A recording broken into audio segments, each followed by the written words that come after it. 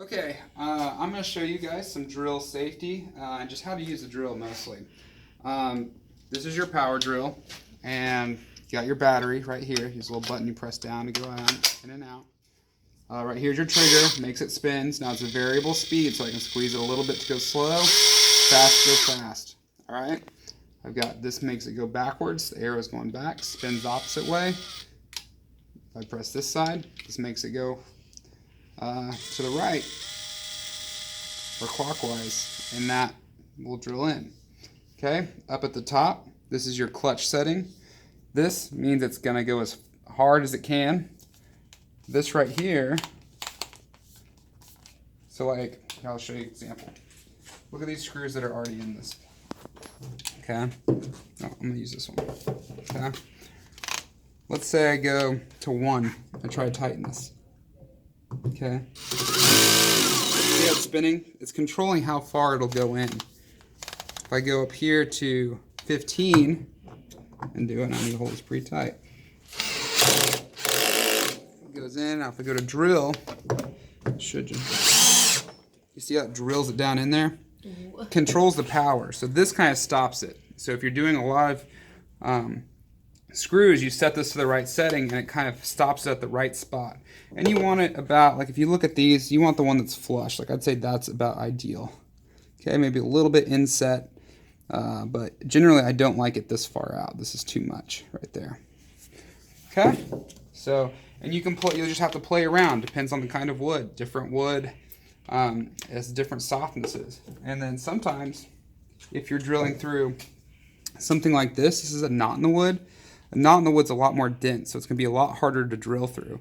And sometimes you might not know. Like, so if you were drilling right here and going down, as that drill bit's going down, you'd hit that knot in the wood and feel like it's getting really tough, but really you're just hitting a knot that you don't see. Okay, so those are good things to know.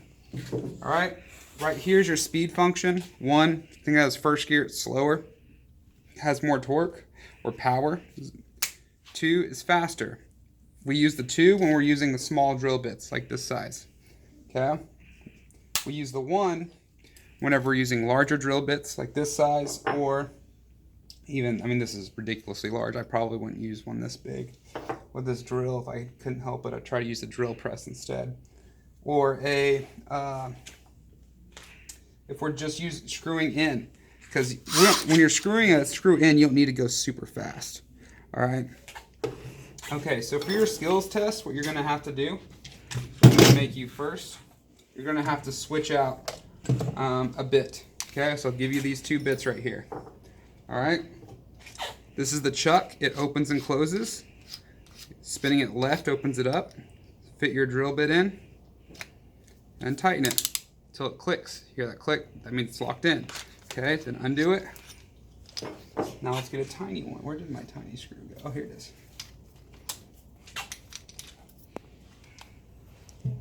Okay.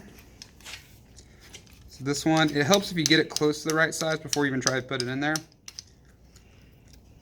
And then put it in. Okay? A couple things I noticed today that I didn't say. I made this video once before. I'm remaking it. And this is one of the reasons why. I saw a lot of students doing this, tightening the chuck right there. Well, these spiral things, those things that stick out are called flutes. And you don't want to tighten on the flute. So the maximum, like this is the max amount of depth you want to go. You only want to tighten on this flat spot, okay? And you kind of determine where you want to put it by right here. So look here. If I want to go this deep, that's where I tighten it, okay?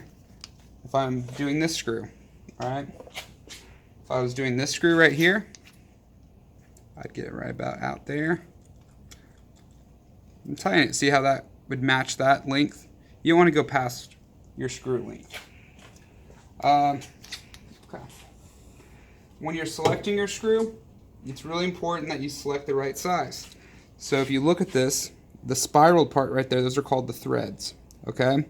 You want your screw, your drill bit to be about the size of the inner core of that thread.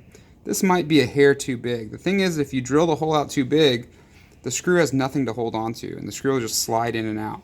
Okay, so I'd rather you go a little too small than too big if you're gonna have to choose between the 2, but just try to go that inside core size. So for the screws that I'm going to be demonstrating, it's going to be this size, okay? And if you can see, this matches up to that inner core. If anything, it's like a slightly smaller, okay, which is perfect.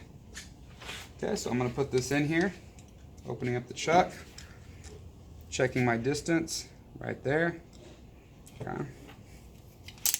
And then I'm gonna have you drill 2 holes, okay? Now, since we're drilling, this is a small drill bit, I'm gonna switch to the 2-speed. I'm gonna make sure my clutch isn't on any of these numbers, it's on the drill setting, okay? And you're gonna drill 2 holes. Actually, no, I'm gonna do it on 2 holes you haven't seen. Okay, like right here.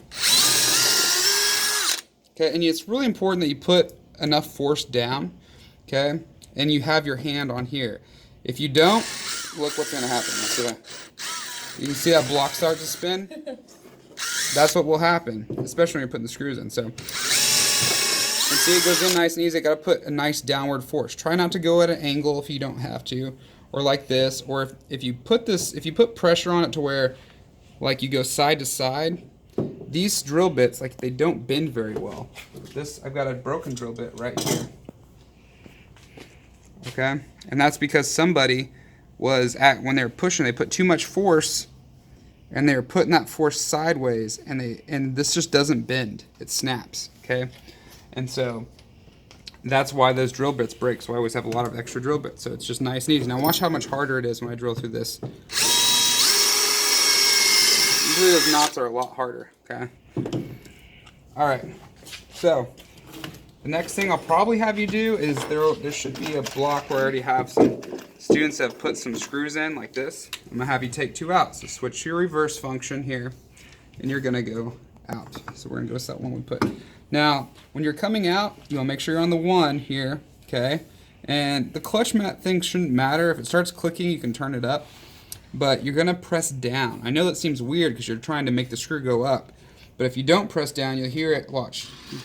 So we're gonna do it. You can hear it start to rub. Press down, and always start out slow. Remember how I showed it's variable control? Slow, and then once you kind of get it, and you've got plenty of weight you're pressing down, you speed it up.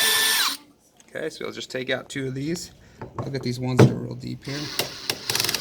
Okay, so I see this clutch was stopping me, so I'm gonna go to the drill setting here.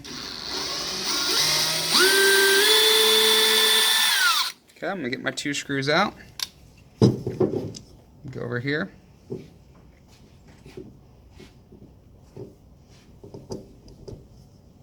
I'm gonna now need to adjust my clutch back. And I know from doing this in the past, it's probably about 10, 9 or 10. We'll see. You hear it clicking? See how that's nice and flush with the wood right there? So the clicking's not bad. Now if it's not on the drill bit, that's bad. And like I said, watch what happens if I let go. So you gotta make sure you hold on right there. Now a couple other small things. I won't have you do this for your skills demonstration, but if you're like trying to screw together 2 small blocks of wood, it's really important that you don't try to hold it with your hands. Use a clamp. Now I've got clamps like this vise. And I've also got clamps like this where if you want to just use this and then, but for what we're doing right now, the vise is going to be here. So you want to get over to this side. I'm going to go straight in. Okay. And keep in mind, that's how deep. So this is probably not deep enough. I'd probably rather use a drill that's a screw that's a little longer. Well, actually, I have one right there, so we'll do it. I'm going to bring this out a little bit.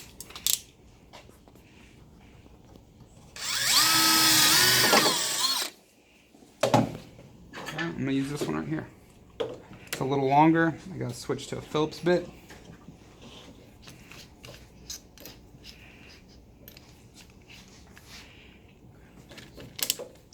Adjust my clutch. Let me go down to a 6 or 5 because I don't think this would. Oh. See how that spun outside? That's what you don't want. That will strip your screw or ruin your bolt. Alright, and that's pretty much the essentials of using this power drill. Now there's other drills. There's a hammer drill and an impact drill. The impact drill does like sockets. So instead of using something like this, you can put this drill bit on this thing right here and use it way faster. It's good for nuts and bolts. It also has a quick release that you pull that out and this comes right out. And then they also have a hammer bit which goes through like concrete or rock. And what that does is there's a setting right here that has a hammer next to it. And what it does is it actually makes the drill like hammer, like pop, pop, pop, like you're hammering it down when you're using it. And you'll hear it sounds different. So if you're trying to go through concrete, don't use a normal drill, use a hammer drill. All right, and that's all I got for you. Good luck.